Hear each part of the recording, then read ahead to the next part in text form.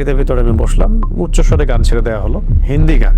আমাদেরকে 7 দিনের জন্য গুম করা হয় এবং এমন একটা জায়গায় রাখা হয় যে জায়গাটাকে এখন মানুষ আয়নাঘর নামে বলে আর কি। তো এই সুযোগটা কাজে লাগিয়ে খুব সুন্দরভাবে এটাকে পালিশ করা হচ্ছিল আর কি, যে আমরা পারিবারিক কারণে মাইক্রো সহ মানে গাড়ি সহ 7 দিন আত্মগোপনে চলে গেলাম, তাই না? তো এটা পুরোই মিথ্যা ছিল, এটা কোনো ব্যক্তিগত ইস্যু ছিল না, এটা একটা পরিকল্পিত গুম ইস্যু ছিল আর কি। মনে হলো যে maybe this is the end of my life, my journey, my mission. তা আমার মনে আছে যে আমি কালিমা শাহাদা পড়লাম। এখানে এসে আমার হাত ধরলো যিনি, ঠিক আছে, তিনি আমাকে বললেন যে we are from DB, please cooperate. এই তো সে ভাই লুঙ্গি পড়া, তো আমি বললো আরে ভাই লুঙ্গি পড়ছেন সমস্যা নেই, চলেন ওঠেন, ব্যাপার না, আমার পোশাক আছে ওখানে গিয়ে দিয়ে দিব।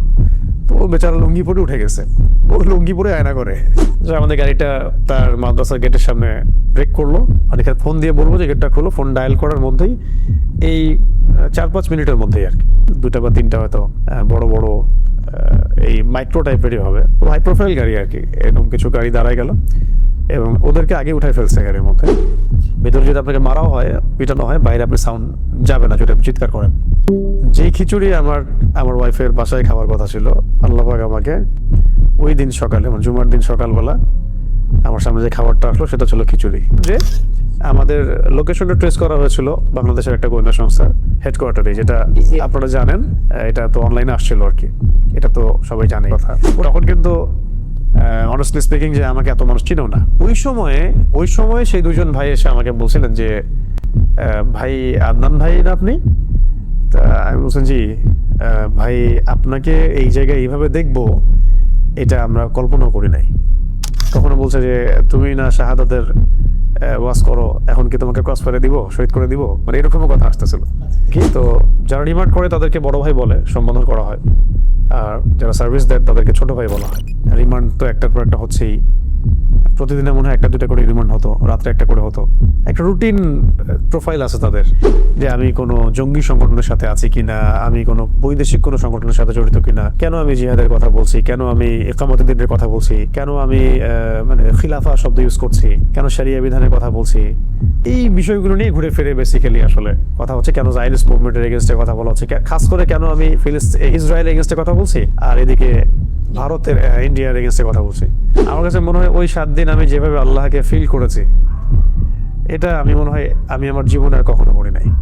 তিনি বলছিলেন যে তোমার এগেনস্টে 2জন আলেমের বক্তব্য আছে আমাদের কাছে। তার মানে আমরা বিষয়টা কি বুঝলাম, যে এই তাগুতি শক্তির, তাদের আন্ডারের এই গোয়েন্দা সংস্থার এবং তাদের মানে যে চেইন অফ কমান্ড, তাদের মধ্যে এমন কিছু লিঙ্ক আছে যেটা দাড়ি টুপিওয়ালা মানুষই আপনার এভিডেন্স হয়ে কাজ করতেছে, যে অমুকে জঙ্গি, অমুকে খারেজি, অমুকে উগ্রবাদী, তাদেরকে বুঝাই দিচ্ছে বেসিক্যালি এই মানে গ্রুপ অফ পিপলটাই। সারা দেশের মধ্যে অগণিত দিনী ভাই রাস্তায় নামলেন, মানববন্ধন করলেন, প্রোটেস্ট করলেন, ফেসবুকে লেখালেখি করলেন, সামাজিক যোগাযোগ মাধ্যমে লেখালেখি করলেন। দেশ তো ছিলই, দেশের বাইরেও অনেক অ্যাক্টিভিস্টরাও এটার সাথে যুক্ত ছিল। ফেস দ্য পিপলের সাগর ভাইয়ের কথা না বললেই না। দীর্ঘ সময় আমরা সেটা ওইভাবে অনলাইনে বলতে পারি নাই।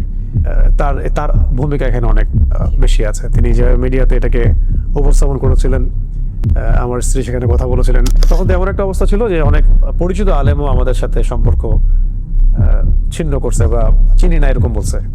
নাম বললে আপনার অবাক হয়ে যাবে যে কোন আলেম এগুলো বলছে, কেন বলতে চাচ্ছি না এগুলো। যাতে তোমাকে আমরা কি করবো, ক্রস ফায়ার দিব নাকি তোমাকে ছেড়ে দিব, ছাড়লে কোথায় জানবো, কি করবো তুমি বলো। তো আমি বললাম ঠিক আছে, আমি একটা প্ল্যান করার চেষ্টা করতেছি, বের হওয়ার কোনো রাস্তা স্পিড বিডি করে যে তোমার ব্যাপারে ফেস দ্য পিপলের এত আগ্রহ কেন, তোমার ব্যাপারে সংসদে কথা হচ্ছে কেন, একদিন আসে এটা বলে চলে যায়, আবার একটা রিমান্ডে এসে বলে হ্যাঁ তোমাকে নিয়ে জাতিসংঘে কথা হচ্ছে কেন, আবার আসে তোমাকে নিয়ে এত মানববন্ধন কেন। এই কথাগুলো আমরা দাওয়াতের মেজাজে বলেছি, কোনো পলিটিক্যাল পার্টি বিলং করে বলিনি কখনো, আর আমরা কখনো কোনো পলিটিক্যাল পার্টিতে যোগ দিইনি কখনো, এখনো দেই নাই, বা আমাদের রেপুটেশনে এগুলো নাই। আমি বলছি এখনো যদি আপনারা এই ধরনের দাওয়াত দেন, ইসলাম কায়েম, দাওয়াত, তাবলীগ, জিহাদ, ইসলামী হুকুমত, শরিয়া, আপনিও টেস্ট হয়ে যাবেন, আপনাকেও টেস্ট করে ফেলা হবে, এবং আপনারও যে আজ না হোক কাল যে কোনো বিপদ হবে না কোনো গ্যারান্টি নাই। তো সবচেয়ে ভাইটাল যদি আপনি কারো নাম বলতে বলেন এই বিষয়ে, খাস করে আমার দ্বিতীয় স্ত্রী সাবেকুন নাহারের কথা, তার যে ভূমিকাটা, এই ভূমিকাটাই আমার কাছে আসলে সবচেয়ে মানে আমার হৃদয় ধাক্কাটা একটা অনুভূতির মতো থাকে। আমার প্রথম স্ত্রী এবং আমার এই পরিবারের যে সবর ইস্তেকামে বিপদগুলো ফেস করা সবকিছু মিলিয়ে এটা সৌভাগ্য যে আল্লাহ রাব্বুল আলামিন আমাকে তার মতো একটা স্ত্রী দান করেছেন আলহামদুলিল্লাহ। যদিও ওই 7 দিন ভয়াবহ এবং অনেক সাফার আমাদেরকে করতে হয়েছে, তারপর আমি আমার জায়গা থেকে এভাবে উপস্থাপন করলাম যে অন্য ভাইদের ত্যাগ, কোরবানি এবং তাদের উপর যে জুলুম, তাদের মাজলুমিয়ত দেখে আমাদের কাছে মনে হয়, আমরা 4 জন আমাদের কাছে মনে হয় যে এটা তাদের সবচেয়ে ভালো আচরণ ছিল আমাদের সাথে।